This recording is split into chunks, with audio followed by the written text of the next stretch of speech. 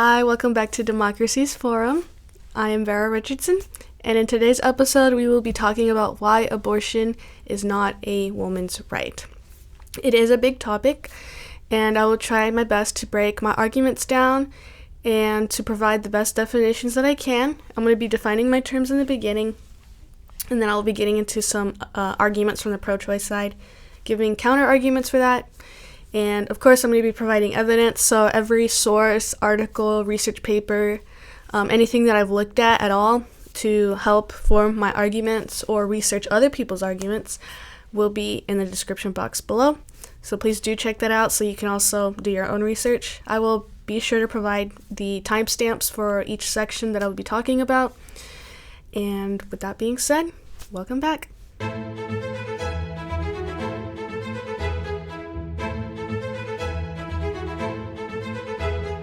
Okay, so I have my computer off camera just so I can make sure that I read these definitions correctly. I will also be putting them on the screen, any screenshots that I have and stuff, so you can follow along with me. Okay, so first off, what is abortion? Well, I'm going to be reading from 3 different sources. The first one is from Google, or actually 2 different sources. So first one's Google. If you just Google abortion definition, you get the deliberate termination of a human pregnancy, most often performed during the first 28 weeks of pregnancy. From the World Health Organization, it says, abortion is a simple healthcare intervention that can be safely and effectively managed by a wide range of health workers using medication or a surgical procedure. In the first 12 weeks of pregnancy, a medical abortion can also be safely self-managed by the pregnant person outside of a healthcare facility, at home, in whole or in part. This requires that the woman has access to accurate information, quality medicines, and support from a trained health worker, if she needs or wants it during the process. Globally, 3 in 10 pregnancies end in abortion. And this is mentioned in the World Health Organization article, but they also gotten this from a paper from the National Library of Medicine. Again, I will have that linked in the description box below. Abortion, and this is from the paper, abortion is one of the most common medical procedures performed worldwide. Approximately 3 out of every 10 pregnancies end in abortion. In 2017, it was estimated that 1 in 4 women in the United States would have an abortion at some point in their lifetime. The abortion rate for women aged 15 to 44 has declined since 1980. However, the abortion rate has increased slightly each year from 2017 to 2020, remaining around 14 abortions per 1,000 women. So, terminology. In accordance with guidelines from the Society of Family Planning, the following terminology is used to ensure clinical accuracy and reduce stigmatizing language. So it's just going on about what foundations or organizations says that they should use the right terms, like Planned Parenthood and stuff like that. So I think this paper does a good job as far as defining the types of abortion. So there's another paper too that I believe I'll be reading from that also gives pretty good definitions. So medication abortion. This refers to an abortion performed using misoprostol and mifepristone. I'm probably mispronouncing this. Historically, it has also been known as medical abortion. The abortion pills, abortion with pills, pharmaceutical abortion, medicinal abortion, no-test abortion, no-touch abortion, medically induced abortion, and induction termination. Procedural abortion. This refers to a mechanical intervention facilitated by a skilled clinician. This terminology includes techniques such as manual vacuum aspiration and dilation and evacuation, which may be used in specific clinical contexts. This term helps clarify that abortion is not always a surgical procedure, as procedural abortions are most often performed in outpatient settings and can be conducted by skilled providers who are not surgeons, such as midwives, physician assistants, and nurse practitioners. The workup for a provider-managed abortion includes counseling to assess the patient's needs and goals, and then blood count, coagulation profile, type and cross-match, STD screenings, and so on. So again, I will be linking this paper in the description box below. So, what really is abortion? I think it's really simple. Abortion is the deliberate termination of an innocent human life, and the deliberate termination of an innocent human life is murder. And murder is always wrong. So that is why abortion is wrong, and that is why abortion is not a woman's right and should not be a right at all. There's several arguments against my position, such as woman's autonomy. I have autonomy over my body, bodily autonomy. What about the case of rape and incest? Or it's not a person, it's a fetus. Or it's just a clump of cells, it's a parasite. What if the baby has a disability? It's my body, it's my choice. Or one that I've heard before too, is I personally wouldn't get an abortion, but I have no right to say what other women can do with their bodies. So these are arguments that I have encountered personally when I did that abortion tabling event last semester. If anybody saw my previous episodes, I did talk about that a little bit.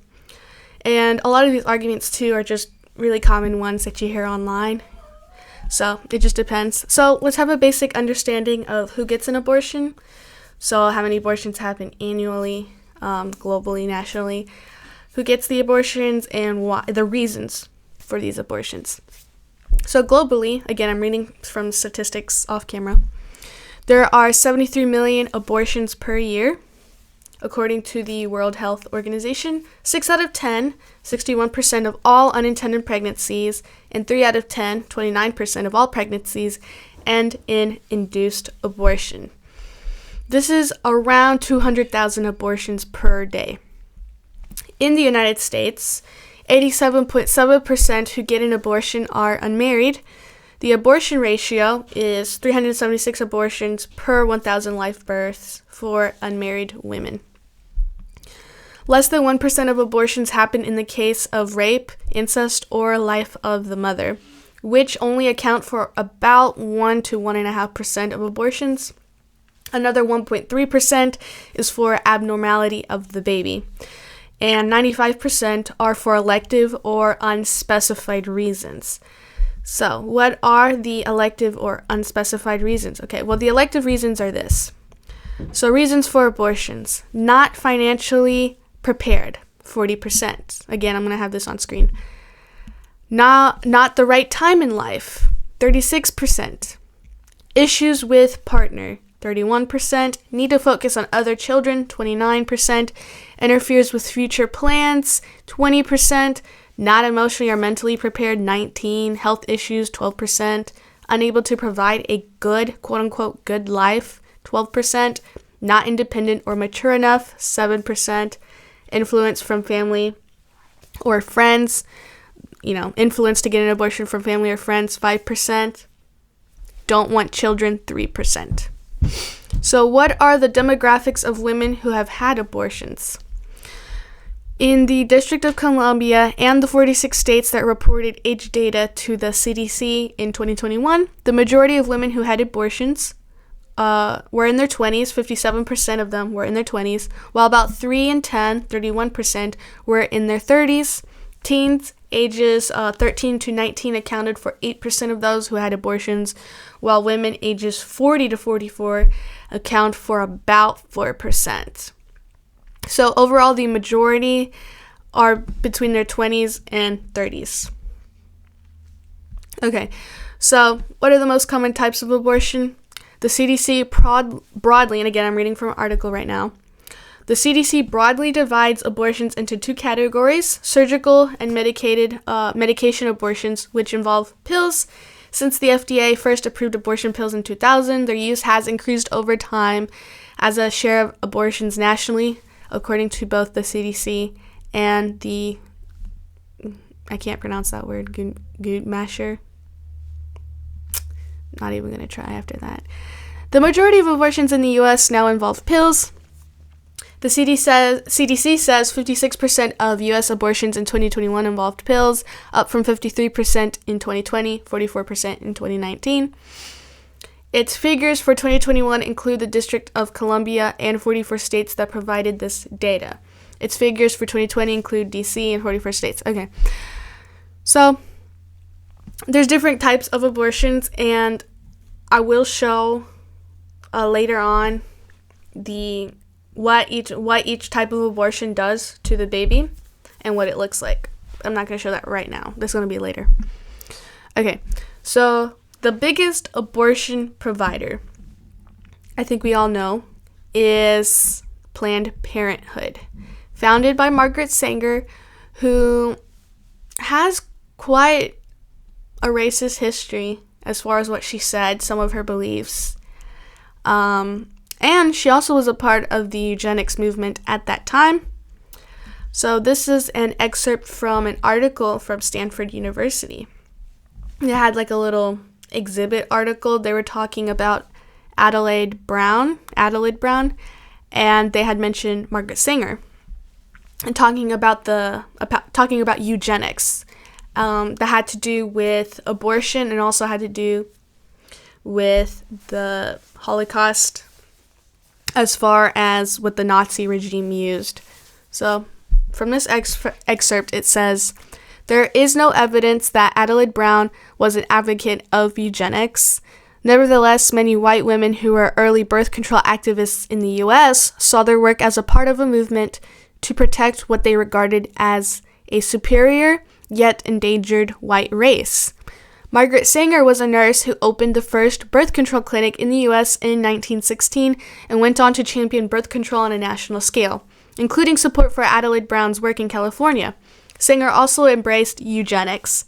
Although she did not make her eugenicist arguments in explicitly racist terms, she nevertheless worked with those who did, including Klansman and Nazi sympathizer Lothrop Stoddard, author of The Rising Tide of Color Against White World Supremacy.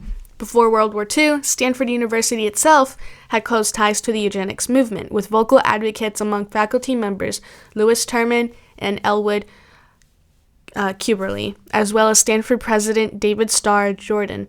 In the 1930s, the Nazis in Germany relied on California eugenics research and policy to develop their own programs. And a lot of the research and policy programs that the Nazis were looking into were from Margaret Sanger's works in her book, as well with other doctors at that time that were working with her in other foundations.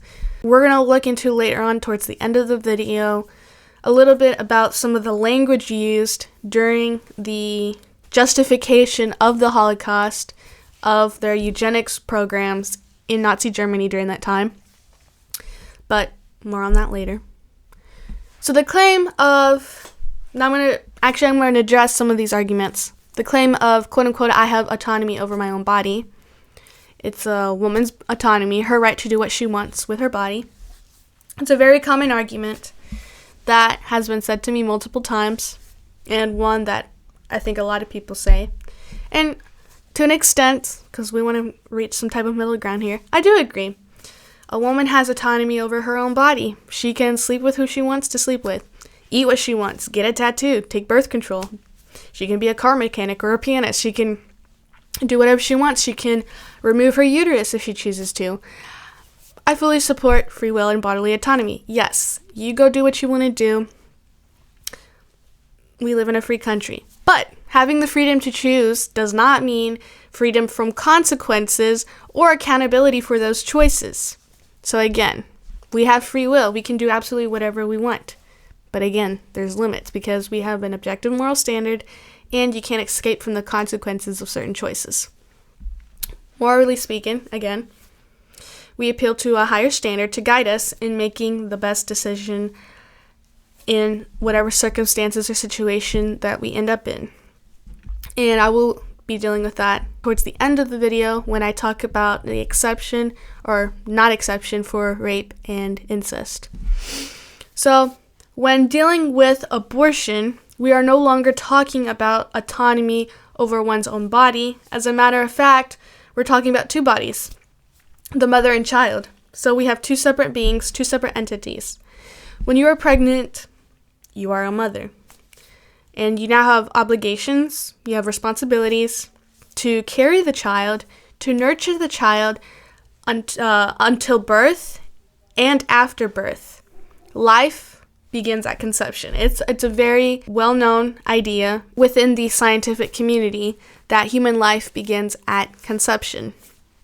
So there's a research paper And in this paper, a majority of biologists from 1,058 academic institutions around the world assessed survey items on when a human's life begins. And overall, 96%, so out of all the people, not just the institutions, but the people within these institutions, which was 5,577. So 5,337 out of those 5,577 affirmed the fertilization view, meaning the fertilization view is that life starts at conception at fertilization. A majority of the participants held a PhD, and most identified as male, non-religious, and liberal and pro-choice. 85% of them were pro-choice, 95% had a PhD, and 89% identified as liberal. And yet, because science, you cannot deny science, science is science, all of them had, or the majority of them had agreed that life begins at conception. So there's an overwhelming amount of evidence to support this view, and there is an overwhelming agreement within the scientific community that human life begins at conception. And again, that paper, I will be linking it in the description box below. So what you see right now on the screen are the stages of the human embryo. And you also see at week 5, you can see the heart, the liver, and then you can see the little body structure. So someone might say, it's just a clump of cells. It's not a human, it's a fetus. And this one specifically I've heard a lot. It's not human, it's a fetus. Well, let's make some clear distinctions between some of these words. For example, fetus, embryo, zygote. So a zygote zygote refers through the stages from day 1 to week 1, fertilization to cell division. Embryo is weeks 2 through 8. It involves implantation and organ formation. That's the embryo.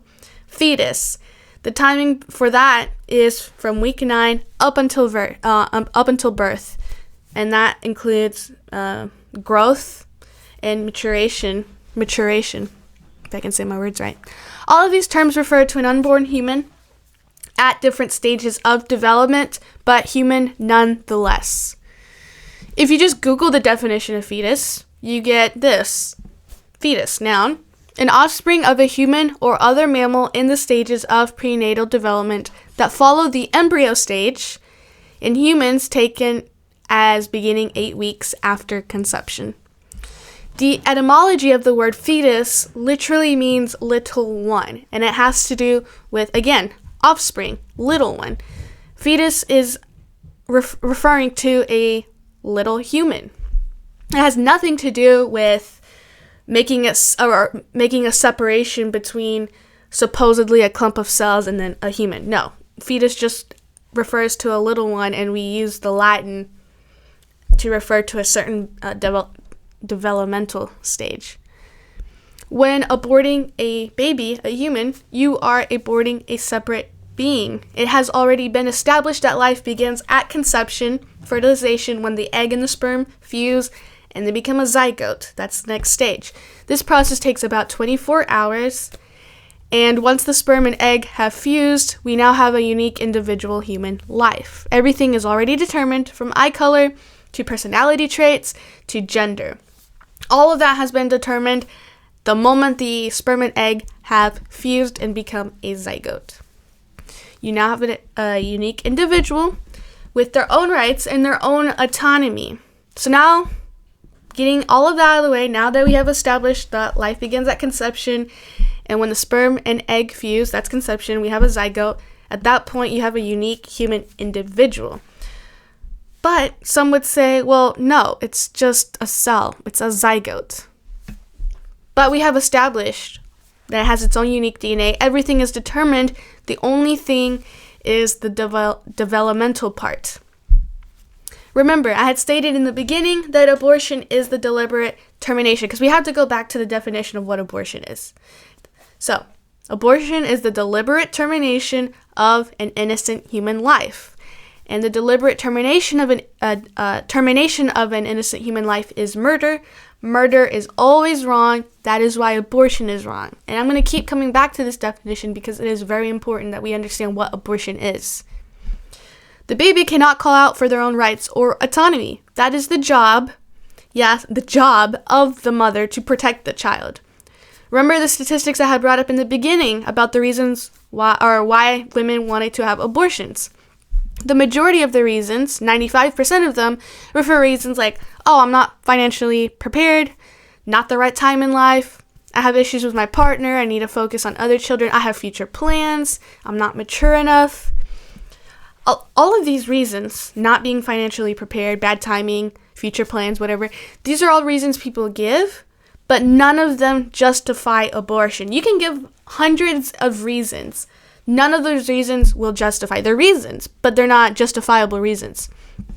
When you have sex with somebody, protected or not, you accept the possibility of pregnancy. Because you could be taking birth control, and sometimes that doesn't work, and you end up pregnant. That applies to women, just so we're clear. Only women can get pregnant. Not being ready for a baby does not give you the right to end your child's life. Just because you were not prepared does not mean that the reason of you not being prepared justifies that you can now terminate your pregnancy. If you're not ready for a child, don't have sex. Sex is not a necessity. If you cannot be responsible enough to handle the consequences, which are pregnancy and parenthood, because parenthood comes along with pregnancy, you should not be having sex. And I'm not saying, oh, wait until marriage, although that is the best. That's also none of my business. That's not what the video is about. I will be giving a biblical viewpoint at the very, very end of this video, but right now that's not the point I'm making. There's many unmarried people who are responsible and able to commit to lifelong relationships and be able to take care of their children. There are single parents who are able to commit to taking care of their children, to providing for their children, making sacrifices. Sacrifices is a part of being a parent. This is what responsibility looks like. Many young people are not acting responsibly anymore. There are young mothers who are able to, some of them continue their education. They are able to manage education, having a job, and being a parent. Not all the time. That's why we have daycare. We have free public education, taking your kids to school and stuff like that. And it's a big lie that we sell that having an abortion and having access to abortion is empowering, that it's empowering to use abortion almost as a form of birth control, or to have an abortion because they believe women should always put themselves first, prioritizing their mental health, supposedly, and their physical health. And they almost view pregnancy as this type of death sentence, like if you get pregnant, that you're going to die or something. And it does happen, but again, I will be talking a little bit more of those statistics later. And I can say all of this, and people may agree with me, and they could be shaking their heads, and they're like, yeah, I agree with you. I think that people who get abortions for those reasons, I think it's wrong. But what about the case of rape and incest? So that is a very important question, and it is very emotional when you talk about this. This was brought up to me during one of my tabling events, and it is very emotional. It's very hard to talk about. But an unwanted pregnancy forced upon a woman by a heinous crime committed by a man or a woman is tragic and deeply traumatizing, especially when the victim's a minor and you're dealing with these types of situations. Very traumatizing. It's scary, and it's really sad. There's several layers to this argument, so if you just jumped to this section of the video, please go back and watch the rest, because my definitions have been given, statistics have been given, and all of this needs to be heard before you just watch this section, because then, again, abortion, definitions of abortion is important to understanding what I'm about to say. So, I want to begin by saying that creating an exception for abortion in the cases of rape and incest is counterintuitive. If you have agreed so far with me that life begins at the moment of conception and that a unique human life exists from that point, then allowing exceptions based on the circumstances of conception undermines the value of human life. So in other words, you are now using circumstances as a criterion for determining which lives are more important. So a life conceived in a loving home versus a life conceived in tragedy. By doing so, you are implicitly admitting that some human lives are worth more than others, that some human lives are more valuable than others based on how they were conceived. Allowing exceptions based on the circumstances of how the baby was conceived undermines the value of human life. So, if you are somebody who agrees with me so far that abortion should not be legal, that it is not a woman's right because human life begins at conception and at that point it's a unique individual with rights. If you agree with me and aborting a baby for those reasons are wrong, the reasons of just like financial reasons, very generic reasons, and you agree with me? Okay, great. If you agree that it's a human life and then you're making an exception, an exception for abortion for these cases, then you're undermining the human life. In other words, you're now using these circumstances, the circumstances of how the baby was conceived, as a criteria for determining which lives are more important. A life conceived in a loving home versus life conceived in tragedy. By doing so, you are implicitly admitting that some human lives are just worth more than others. And this is simply not true. All human life is valuable, all human life is worth the same, and we're all equal, especially equal under the eyes of God, for sure. And I am aware, some people genuinely believe that some human lives are really worth more than others. That is definitely a discussion for another time. So again, a baby conceived in rape has the same moral worth and the same human life value as a baby conceived in love. Circumstances do not determine the moral value and worth of a human life, of an innocent, I feel like I have to express that, innocent human life. Again, what does abortion take away from this? Does abortion undo the trauma? Does abortion take away the fear? What does aborting a baby have to do with these circumstances? I get it. People say, well, aborting a baby after you have been raped. Maybe the person doesn't want the baby, or maybe the person will be reminded of the rapist when they look at their baby. Those reasons does not justify aborting a baby. And at the same time, a lot of the psychological effects, as we will read pretty soon, actually make it worse. Aborting a baby actually make these situations a lot worse and add to the trauma. So here's an excerpt from an article, or not an article, but from a paper, and it says, a baby conceived through violence is as blameless and innocent as one conceived in a loving marriage. It might help these women to know that a survey conducted by the Elliott Institute showed that 192 women who became pregnant due to rape, 80% of those who chose to abort their baby later regretted aborting their child. So by making exceptions for rape and incest, what are you telling these people? The people whose mothers who were raped had kept their baby and decided to raise them themselves or give them up for adoption. What do you say to these people? When you say that women only have the right in the cases of rape and incest, and basically saying that how they conceived is the basis for abortion, what kind of message are you sending to these people?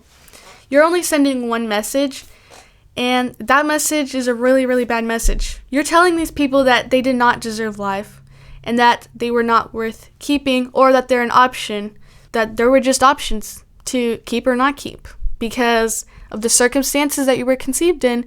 You were conceived in really, really bad circumstances, so your life is not as valuable as those conceived in a loving family. Or even if it wasn't a loving family, it was a one-night stand, your life is less important than the other children's lives. And this is not the message we want to promote at all. Not just from pro-lifers, but from anybody who believe that in equality, for people who believe in equal rights, especially equal rights under the law. I do know plenty who don't care about this type of message that they send. They don't care. They just think abortion is abortion. Any woman can get an abortion for whatever reason, no questions asked, because it's her right. You only care about having access to abortion because that's just the easy way to run away from responsibility and to not face the consequences of your action. We have to look at these from a moral standpoint as well, because it also defines legal policies. That's why it was such a huge fight for Roe v. Wade in the 1970s, and then the overturn of Roe v. Wade just a few years ago. Some of the other arguments that were brought up to me before had to do with abortion for young girls, specifically young teenagers. One example to me was like a 12-year-old girl, or 11 or something like that, but young girls in general who get pregnant either because of their boyfriends or whatever, or because of rape. And they'll cite, well, we should give them the right to abortions in those cases because of health complications, and there is a greater maternal death rate within these age ranges. Yes, there are greater risks. There might be complications, and there have been complications, right? But that does not, again, outweigh the moral worth and value of the baby's life. And that is not to say that the mother's life is less valuable. All that means is that we have now entered into the realm of medical challenges, where doctors have to figure out how to save both the mother and child, because in any hospital, in any medical clinic situations, it is understandable and it is known that the life of the mother and of the baby both have to be considered and saved.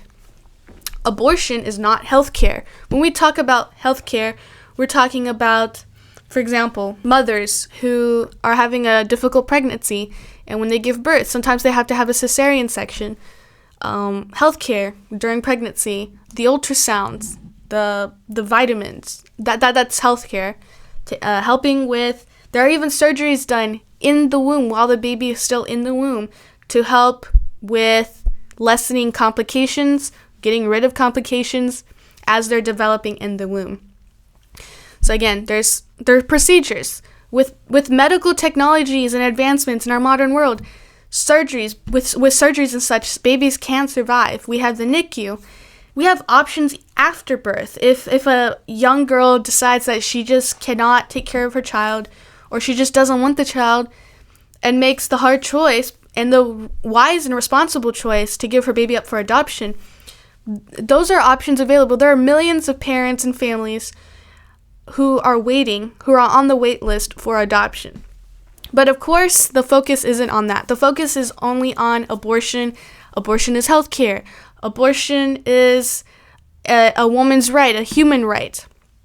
But instead of focusing on that, why don't you focus on support for during the pregnancy and after the pregnancy?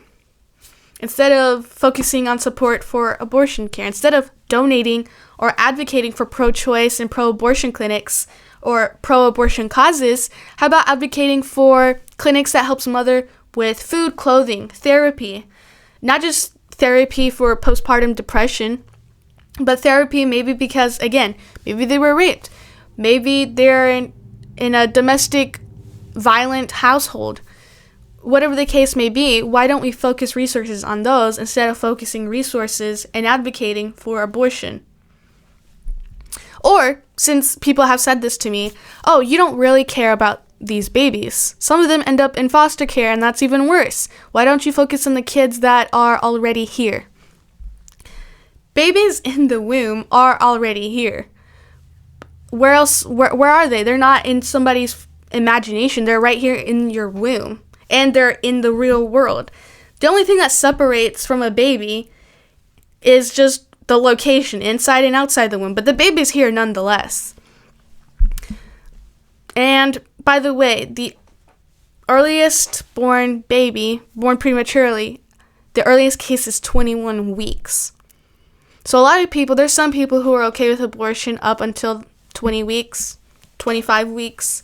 For those who think that abortion's okay up until that time period, the earliest born baby was 21 weeks and survived and is still alive and very healthy, no complications. So why don't we, because there's a big separation between pro-life and pro-choicers, but I think once we understand the moral value, moral worth of human life and babies inside the womb, we should be focusing on building organizations and lobbying for policies to help women who have issues during the pregnancy, after, with care for single mothers. And instead, we get the idea that it is just better off to abort the baby because you're saving the baby from a hard, quote-unquote, hard life or terrible life, or saving yourself from financial burdens of having a child, or saving yourself from mental anguish or anguish, quote-unquote, anguish of having a child or being a parent. Person's worth is based on the quality of life. Is that where we are at this point? That the basis of how valuable your life will be is how much money your parents make or how much you make yourself, the quality of life, so whether or not you think, because nobody here are prophets, so it's just based on what you've been predicting. So I don't think they're going to have a good life, so I'm going to abort my baby. Is this where we've gotten to, where we have determined human moral worth on circumstances, the way they were conceived, if their parents are able to make enough money? Sure, you have to consider, and it is wise to consider when to have a baby when you're financially stable. If you decide to have an education, go to college, to have a child after college. But once you're pregnant, all of that is not priority. The priority is taking care of your child. And if you're able to still achieve those things when you're pregnant, even afterwards, that's great. If not, that's when sacrifices come in. But either way, it just means that you're capable of adapting. And the idea that human life, or the value of human life, is based on these circumstances sounds a lot like a type of eugenics to me. So, again, we will touch on the Holocaust and eugenics on that in just a little bit. Okay, so another argument that I have heard and received is, I personally wouldn't get an abortion, but I have no right to say what other women can do with their bodies, which again misses the whole point. If that's something that you still think after watching through this video, it misses the whole point of my argument. It's not about telling people what to do with their bodies. In fact, it's quite the opposite. It's telling people what not to do with another person's body. Again, life begins at conception. When the sperm and egg meet, we have a new, unique, individual human life, a unique being, and unique, innocent human life. It is wrong to take away life without due process of law. It's wrong to take away life because that is murder. And murder is always wrong. That's why abortion is wrong, because abortion is the deliberate termination of a human life. And we've established that it is a human life. Deliberate termination of a human life, and the deliberate termination of human life is murder. Of an innocent human life is murder, which is why murder is wrong. And that's why abortion is wrong. So again, we're going to have to keep coming back to this definition. So, with that being said, some people then come up with an argument saying, well, they come up with the argument of personhood. What makes someone human? What makes someone a person? Or what makes something human? And there's been many definitions thrown around when they'll say, oh, well, being human is based on personality, consciousness, the ability to reason. I found this excerpt from a research paper. I thought it was really interesting, so I'm going to read from it. Again, all of the links will be in the description box down below. So, a more recent argument, and I'm reading for the article, a more recent argument against a distinctive nature of human personhood in general, and this is in Latin, image of God is what it means, image of God in particular holds that personhood is solely a behavioral characteristic based on physiological processes and is in no way intrinsic to human life. as a biologic iteration of the philosophic principles of reductionism, the belief that we are merely complex physiologic machines, both in our existence and in our actions, is now gaining as a cultural norm. So basically what this is saying is the idea that we're just mere body, as if we're just machines, has taken hold of society. The human being is held to be a strictly physical entity in the totality of its existence, an expression of its genome, and a product of its ongoing biochemistry. Here, there is nothing intrinsic or transcendent to human personhood, and nothing distinctive about a human being.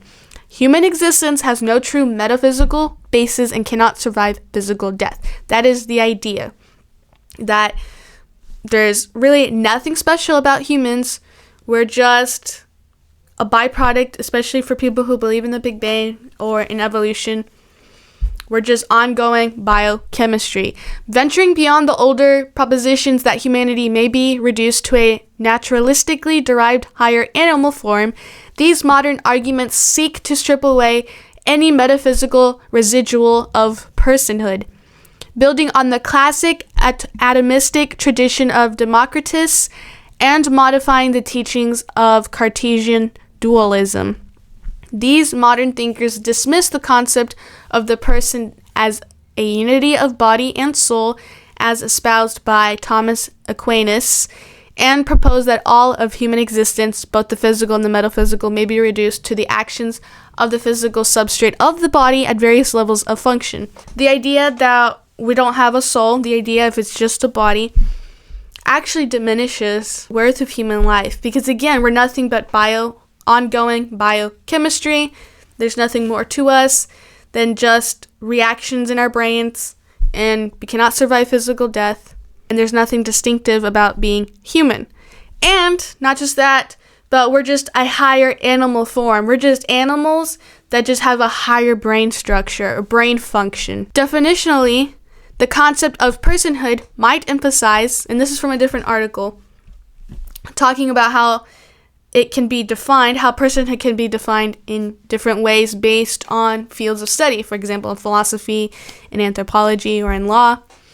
So definitionally, the concept of personhood might emphasize A, the uniqueness of the person and how it inherently, or how it grows rationally, this is in philosophy, or B, the constancy of the person, as in 1, inherently deserving respect, dignity, and autonomy, and 2, having the potential to grow into and use rationality, which is used in law. The concept of personhood is related to similar ones of self and identity, but in non-Western cultures, the concept of the individual with an autonomous, agentic self is devalued compared to a collective approach to the person, which is interesting. A lot of Western ideas and values. Again, in my first episode, I was talking about how a lot of people, at least here in the United States, not all, of course, but it's a more individualistic society versus collectivist societies, where it's all about the nuclear family, about supporting one another. But here, in at least more Western type cultures, the society is more individualistic. It's not inherently a bad thing, but it does have has a lot more downsides to it.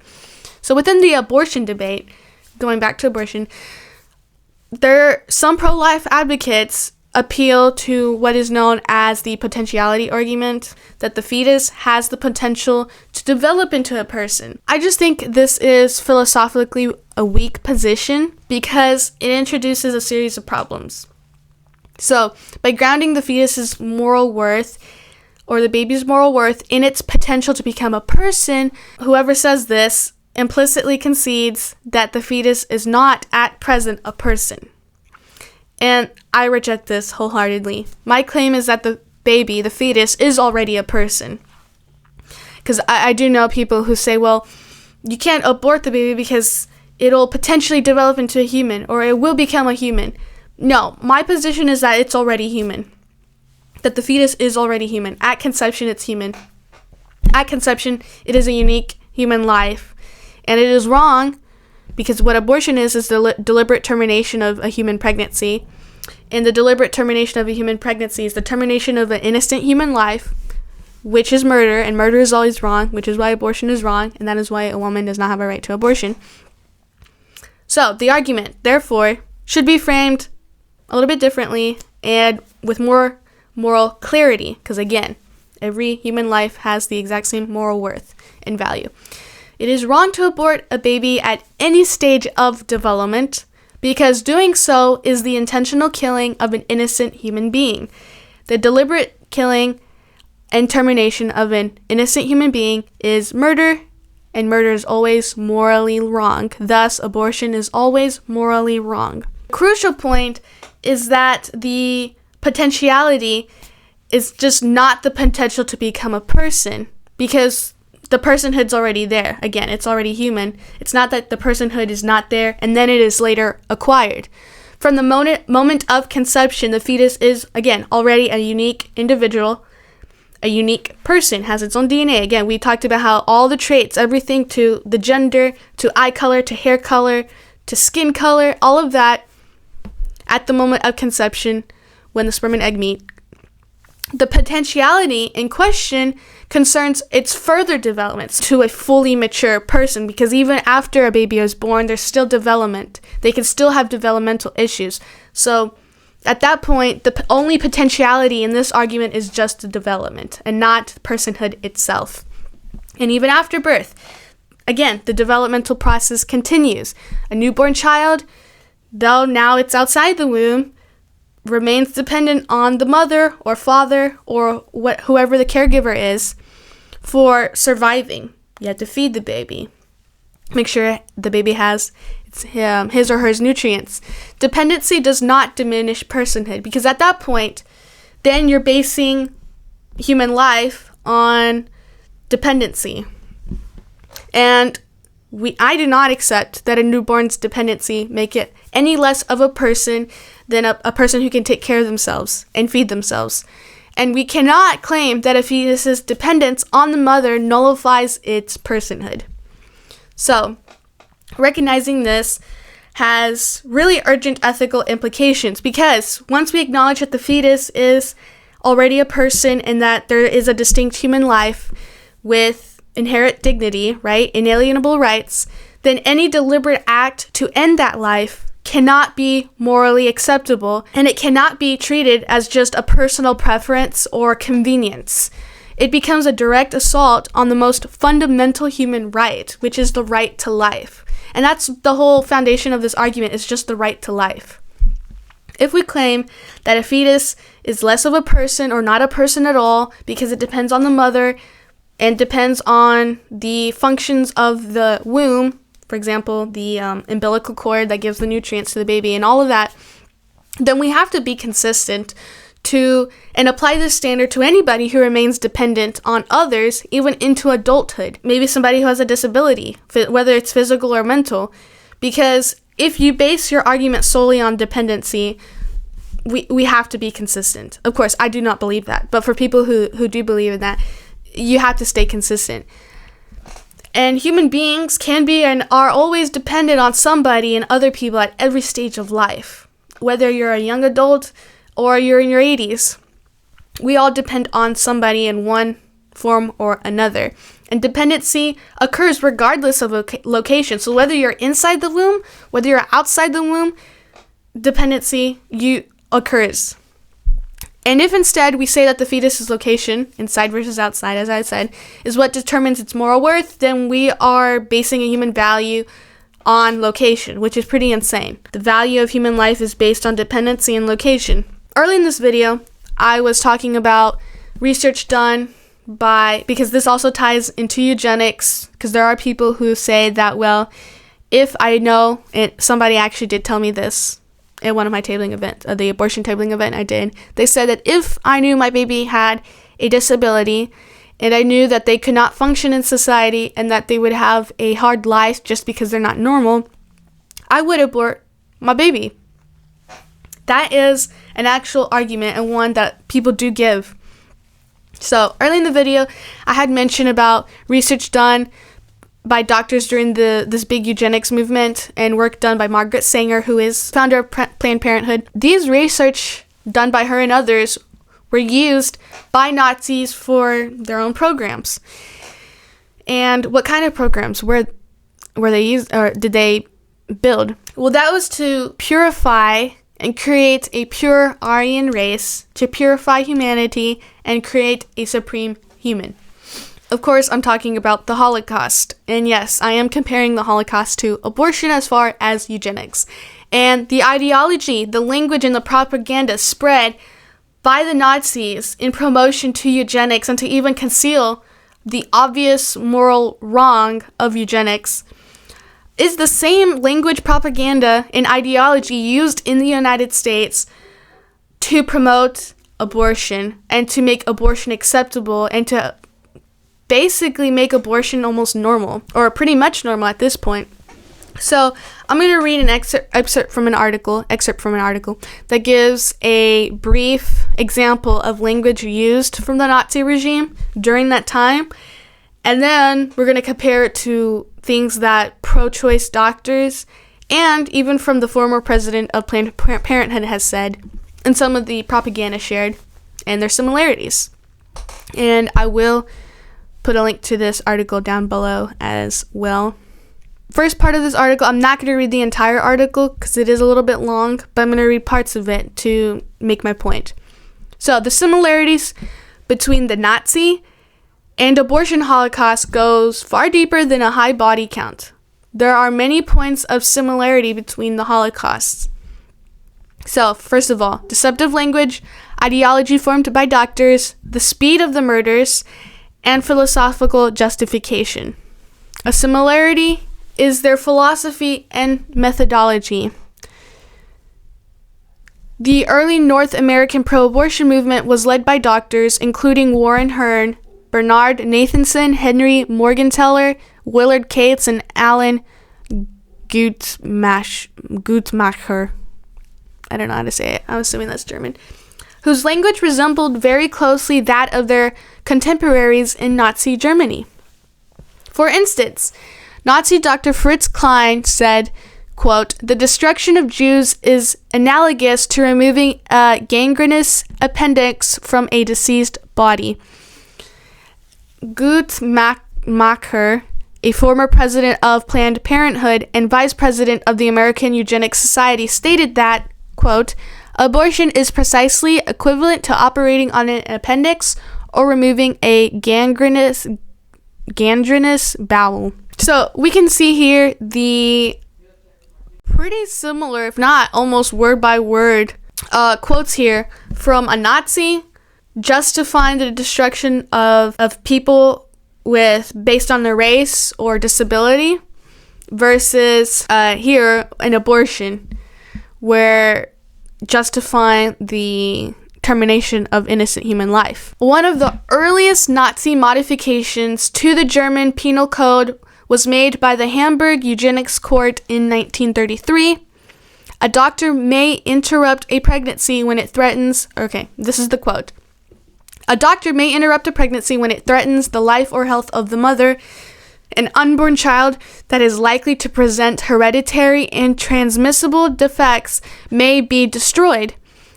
The American Law Institute, ALI, Model Penal Code of 1962, this is in America, which was cited in the majority opinion of Roe v. Wade. So this was used in Roe v. Wade. Used nearly identical justifications. Quote, "A licensed physician is justified in terminating a pregnancy if he believes that the pregnancy would impair the physical mental health of the mother or that the child would be born with grave physical or mental defect." During the Nuremberg doctor trial of 1947, Dr. Rose said, quote, "The victims of this Buchenwald typhus test, victims who were intentionally and fatally injected, did not suffer in vain and did not die in vain. People were saved by these experiments." And in their defense of experiments on living late-term aborted babies, Dr. Willard Galen and Mark Lapp claimed, quote, "In the case of abortion, the fetus is doomed to death anyhow, but perhaps his death can be ennobled when the research has as its objective the saving of the lives of others wanted fetuses.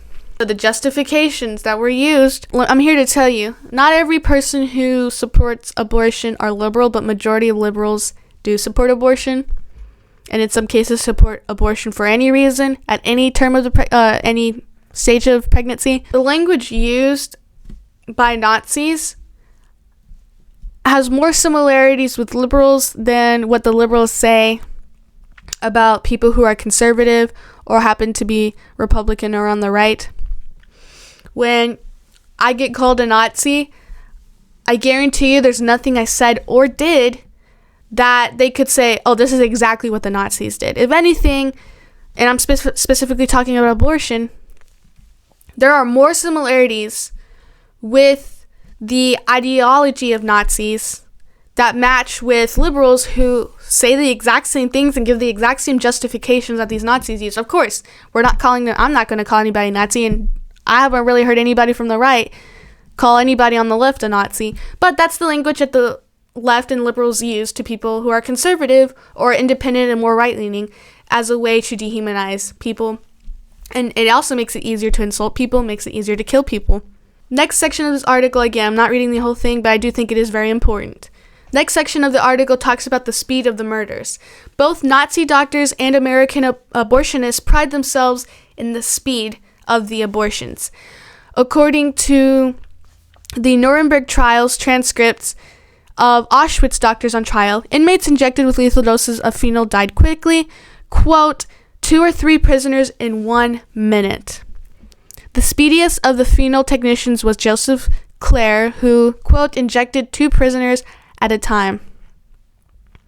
The famous Chicago Sun-Times series, The Abortion Profiteers, reported, quote, Dr. Ming K. Ha, reputed to be the fastest abortionist in Chicago, 8 abortions per hour, 40 per day. His productivity rate is so impressive that he sometimes performs 2 abortions simultaneously.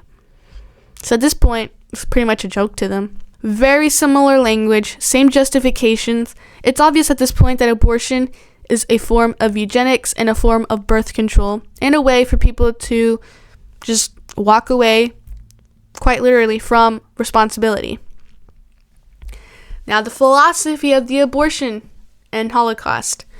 Most importantly, we must remember that all of the expressions of the anti-life mentality are based on a purely utilitarian ethic, where the end justifies the means, and the rule of law in utilitarianism, of course, is overall happiness, decreasing pain, and increasing pleasure. Hitler wrote in his book Mein Kampf, quote, everything must be examined from this point of view and used or rejected according to its utility. In the current age, a refinement of utilitarianism called situational ethics is commonly accepted in the United States, which is a slightly differing view from Mill's utilitarianism. I thought these were some really good points from here.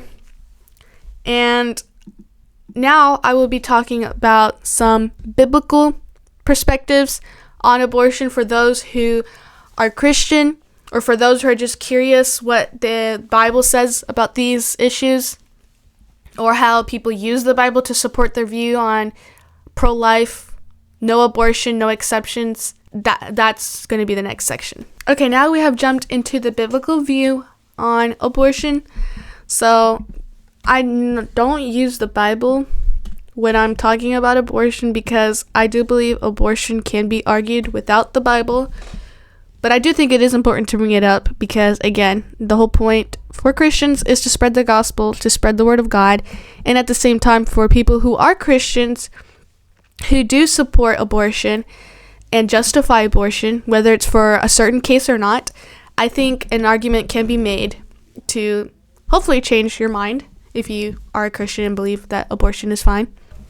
And with that, we're going to start with our first 2 verses. In the Bible, we are taught that God created both male and female. He created us in his own image. So Genesis chapter 1, verse 27. And God created man in his own image. In the image of God, he created him. Male and female, he created them. In Psalm 139, verse 13 through 16, it says, For you formed my inward parts. You wove me in my mother's womb. I will give thanks to you, for I am fearfully and wonderfully made.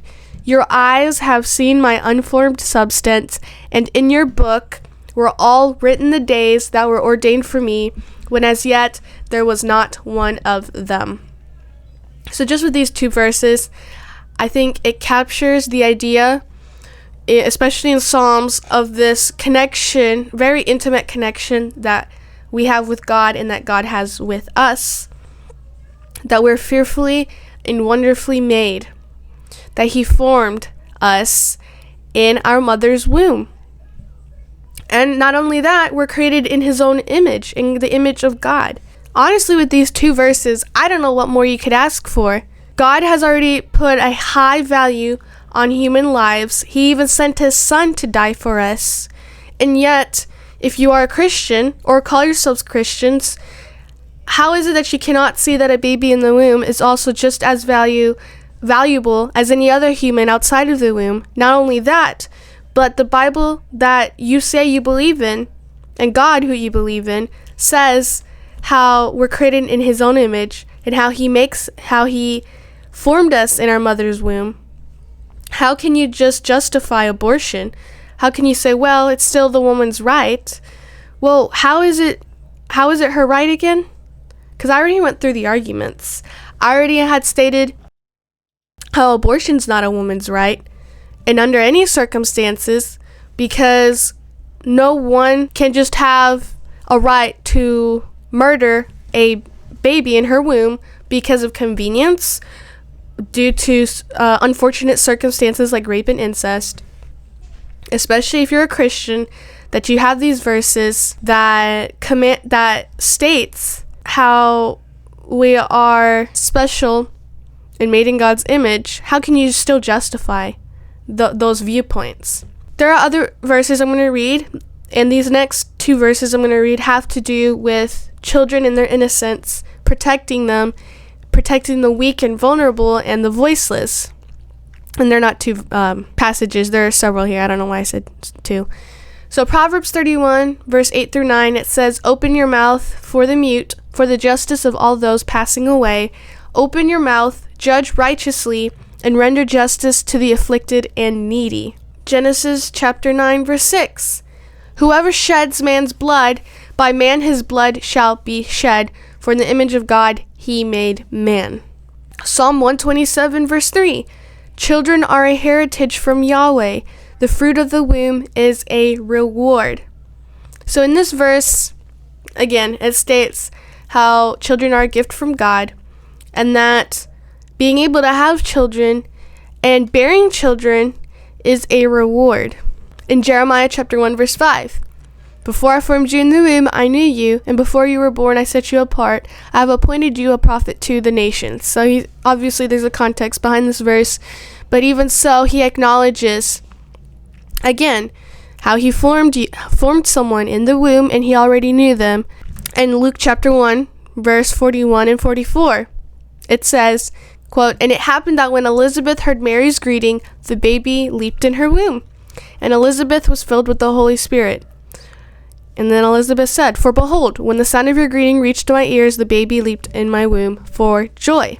Psalm 82, verse 3 through 4, it says, "Vindicate the weak and fatherless, do justice to the afflicted and destitute, rescue the weak and needy, deliver them out of the hand of the wicked." So I'm not going to go super in depth in all of these verses, but I think these verses are just enough for any Christian or people who proclaim to be Christians and read their Bible to start questioning, and I'm serious about questioning why they would believe in the Bible and somehow still justify abortion under any circumstance. Because my view is abortion is wrong and there should be no exceptions. Okay, so I had mentioned too that I would talk about the different types of abortion procedures. And so I will be throwing some diagrams on screen, so that's your warning. There's some of these are cartoon depictions of how these abortions work, and some images will be real. So that is your warning. This photo right now that is on the screen is a D&E abortion of a 16-week-old fetus. So D&E stands for dilation and evacuation abortion. I did mention that in the very beginning of the video, and I just wanted a clear depiction of each of these types of abortions. Some of them I did not mention. I don't believe I did. So basically what dilation and evacuation abortion, reading from this website because it's just a really simple explanation. The woman's cervix is dilated, the amniotic fluid is suctioned out first, and then the doctor inserts a sharp instrument to dismember the live baby inside the womb. The tool has sharp teeth, and it's able to grip onto the child's arms, legs, torso, and head, and one by one they pull out these body parts and remove from the uterus.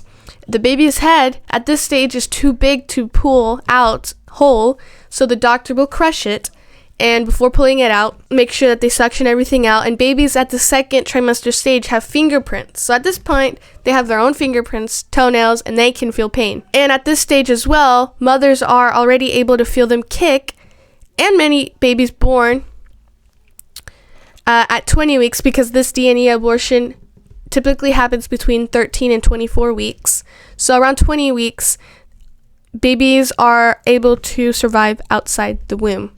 And again, abortions after 24 weeks, and most places are illegal, but D&E abortions do happen between 13 and 24 weeks. Another type of abortion, vacuum aspiration, which I did mention, this method is used between 5 and 14 weeks of gestation. Typically, the woman's cervix is dilated. Then a plastic tube is carefully and gently inserted into the uterus and then attached to a suction or vacuum aspiration machine. When the machine is turned on, the contents of the uterus will be emptied. And by the way, this is what I'm reading right now is from the Abortion Resource Handbook. So the contents of the uterus, this is how they refer to babies. The contents of the uterus will be emptied. To ensure that the abortion is complete, extracted tissue is examined immediately after the procedure. So basically, they have to make sure that they have all body parts, that they have all parts of the baby out, because if not, that will lead to problems for the mother. So at that stage, 5 and 14 weeks of gestation, the unborn baby, the living unborn baby, is about 4 to 5 inches long and sucked out of his or her mother's womb. And they have to count the arms, legs, head, and torso to make sure all parts of the baby are accounted for, because again, it can cause problems for the mother. Medical/non-surgical. For pregnancies up to 10 weeks, chemicals are used to end the life of the baby. A woman takes mifepristone, I still cannot say this word, in the form of a pill at an abortion clinic. Quote, by blocking the action of progesterone, mifepristone alters the endometrium, the uterine lining, induces bleeding, and causes the uterine lining to shed. And they pulled this from medicationabortions.com. With blood and nourishment cut off, the baby dies inside his mother's womb. 1 or 2 days later, the woman takes another drug called misoprostol, which causes contractions and bleeding to expel the dead baby from the womb. And I think it's very important that we know and understand what they do to babies, because a lot of times, and there's been several women who have said this, they're not allowed to look at the ultrasound. They're not allowed to look at the babies. They don't even refer to their baby as a human, as a baby. Sometimes they'll say fetus, and as you saw in there, it says contents of the uterus. Again, dehumanizing language, because it makes it easier to abort. It also doesn't cause distress in the mother, because we all know that there's an actual living human baby inside. And using dehumanizing language, we just justify the actions. Hopefully you found this video informative. If you disagree with me, I would like to know why, your perspectives and counter arguments, because I think it's important. Even though I think being pro-abortion is wrong, I still am curious as to why you think a certain way. And at the same time, I think it's important for other people to know, and maybe even to explain it to themselves why they believe what they believe. And if you did agree with me, but maybe you disagreed with certain aspects, or maybe you disagreed with how I presented some arguments, please let me know as well. Any feedback will be great. If you enjoyed it, don't forget to like and subscribe. It helps out the podcast. And with that being said, thank you for watching Democracies Forum.